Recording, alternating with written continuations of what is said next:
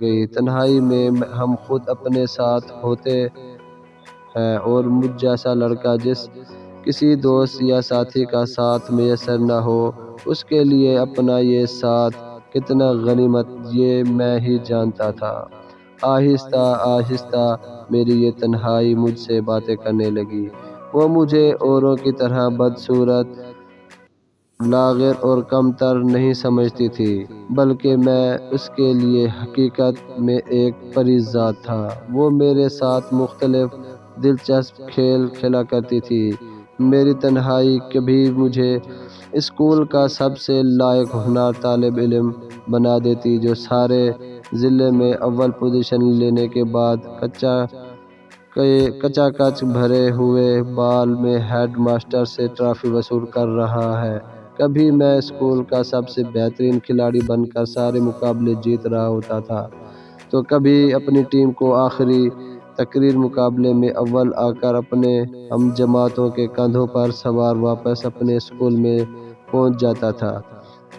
غرض میری تنہائی نے میرا ہر وہ خواب سچا کر دکھایا جس کا میں عام زندگی میں کبھی تصور بھی نہیں کر سکتا تھا۔ کلاس میں ایک درمیانے درجے کا شرمیلا طالب علم تھا، جس نے غیر نصابی سرگرمیاں تو دور کبھی نصاب میں غیر معمولی کارکردگی نہیں دکھائی تھی۔ اگر غلطی سے استاد کبھی سوال پوچھ بھی لیتا تو میری ٹانگیں کانپنے لگتی تھی، سانس پھول جاتی، اور اگر کبھی خوش قسمتی سے مجھے اس سوال کا جواب آتا بھی ہو تب بھی میرے منہ سے کچھ اور ہی نکلتا۔ اس لیے مجھ سے کسی بھی استاد نے کوئی توقع رکھنا ہی چھوڑ دی تھی۔ مجھ سے بڑے بھائیوں نے جیسے تیسے 10ویں کا امتحان پاس کر کے کلرک کی نوکری شروع کر دی تھی، اور اب وہ اپنی دنیا میں مگن تھے۔ انہی دنوں جب میں 10ویں جماعت میں تھا، میری بڑی بہن کی بات کہیں طے ہو گئی اور اس کے سسرال والوں کی ضد کے آگے ہار کر ابا کو رخصتی کی حامی بھرتے بنی۔ ہماری برسوں کی لگی بندھی زندگی کی روٹین میں ایک ذرا سی ہلچل پیدا ہو گئی، اور اماں نے آس پاس کی پڑوسیوں اور لڑکیوں بالیوں کو ڈھولکی کے لیے ہفتہ بھر پہلے ہی روزانہ شام کو گھر آنے کی دعوت دے دی۔ ایسے موقع پر میں زیادہ تر چھت پر اپنے ڈربہ نما کمرے میں ہی قید رہتا تھا، حالانکہ میرا دل بہت چاہتا تھا کہ میں صحن میں جھانک کر محلے کی لڑکیوں کو شور و غل اور ہنگامہ کرتے دیکھوں۔ ان کی ہنسی اور قہقہوں کی آواز اوپر کمرے تک آتی تھی، تو میں کئی بار چھت کی منڈیر تک آ کر واپس لوٹ جایا کرتا تھا۔ اگر کسی کام سے گھر سے باہر جانا ہوتا تو میں چپ چاپ صحن کی پچھلی جانب سے نیچے اتر کر گھر کا کام پورا کر آتا، اور ان دنوں سر شام ہی محلے کے نوجوان ہمارے گھر کے گلی کے ارد گرد منڈلانے لگے تھے، اور میری اماں ابا کے بلاوے پر بھاگ بھاگ کر ہمارے گھر کے کام یوں کرتے جیسے یہ ان کا فرض ہو۔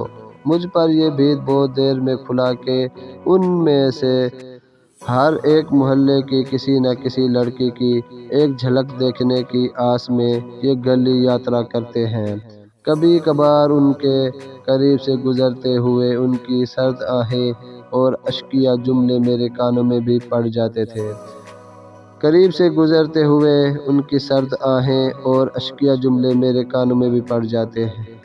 یار کیا ہوا، وہ آئی کہ نہیں؟ اس کا تو گھر سے نکلنا ہی عذاب ہو چلا ہے۔ تو بتا تیری والی آئی کہ نہیں؟ ہاں آئی تو ہے، پر اس کی اماں کی بڑی کڑی نگرانی ہے۔ آج کل اس پر سوچتا ہوں خط پکڑانے کی کوئی ترکیب کروں۔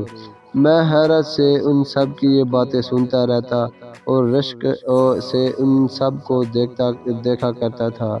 میری نظر میں سب لوفر بہت عظیم درجے رکھتے تھے۔ بھلا اس دنیا میں کسی کا محبوب بننے سے بھی بڑا کوئی درجہ ہو سکتا ہے؟ عاشق تو لاکھ مل جاتے ہیں، پر محبوب کے درجے پر شاذ و نادر ہی کوئی فیض ہوتا ہے۔ یہ خود کو کتنا مکمل کر دینے والا احساس تھا کہ کوئی اس دنیا میں ایسا بھی ہے جو اپنی تنہائی میں آپ کو سوچتا ہے، آپ کی فکر کرتا ہے، آپ کی یاد اسے کے ہونٹوں پر ایک میٹھی سی مسکان بکھیر دیتی ہے۔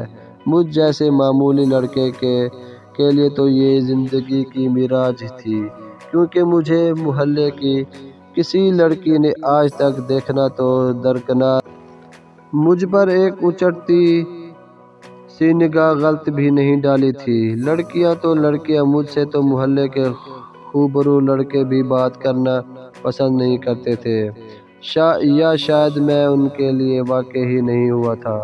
وہ گھنٹوں آپس میں اپنے معشوقوں کی باتیں کرتے رہتے اور میں ان کے قریب بیٹھے ہونے کے باوجود کبھی اتنی توجہ کا باعث بھی نہیں بن سکا تھا۔